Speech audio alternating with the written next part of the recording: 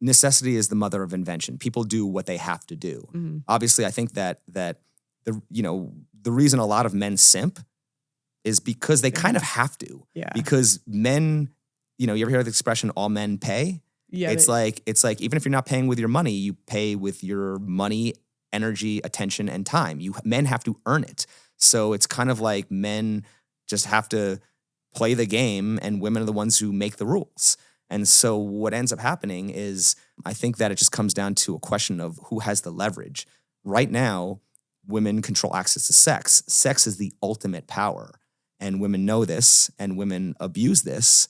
And so men are basically stuck, men have a higher biological need for sex than women. I think men actually, sex is a need for most men. And so I think that in order to kind of level the playing field, I'm not necessarily saying women have to approach men, but in other words, I believe that women are coming from an abundance mindset. Men are coming from a scarcity mindset. Of course, unless you're that top, 10% man who has women approaching you.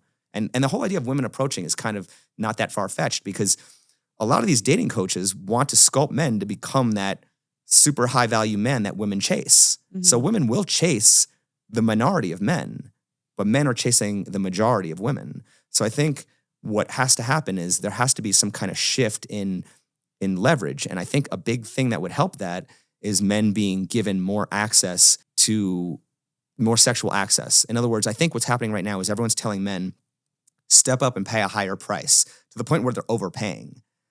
I think what we need to focus on is, I think we need to figure out ways to lower the price. I've done several episodes on, I think that legalization of prostitution. I know it's a very controversial topic. Not a lot of people talk about it, but I think if prostitution was safe and regulated prostitution, I'm not talking about streetwalkers. I'm talking about if we had brothels and men could go get sex anytime they wanted, I think that women would have to be forced to bring more to the table, because sex wouldn't be enough.